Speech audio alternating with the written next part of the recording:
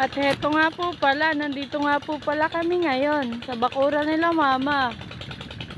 Ayan. Oo.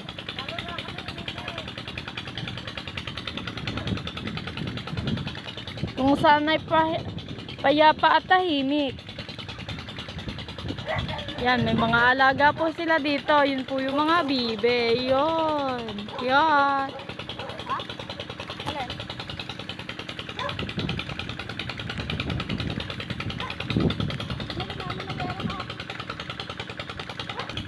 Masaya nga po pala dito kahit ganito lang po ang kanilang bahay. Mahangin na. Tahimik pa. At nandito nga po pala yung aking mga kasama. Ayan nga po.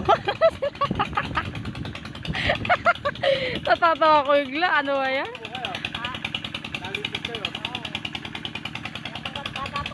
Ayan. Ayan. May mga kambing nga din po pala dito. Tsaka may 3 aso. Ayan po.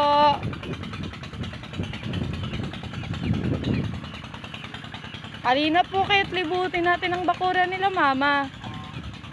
Ayan. Ito yung matapang na aso.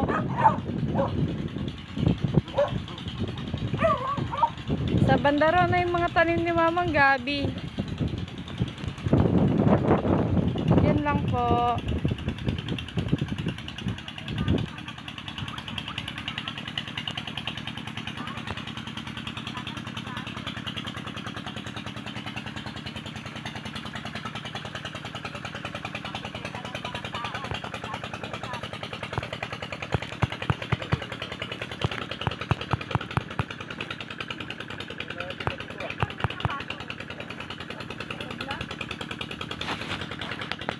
Ito nga po pala, kabuuan ng magandang view. Ayan po siya.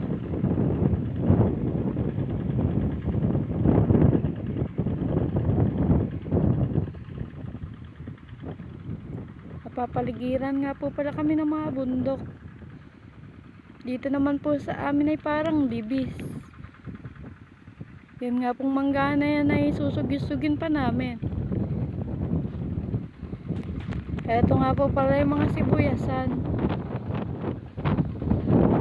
Yan nga po pala ay purplat, hindi purpinitak na maliliit. Ayan nga po pala. Diba ang ganda nga po? Diba ang ganda po? Samahan pa ng araw. Ganda po ng panahon. Yan.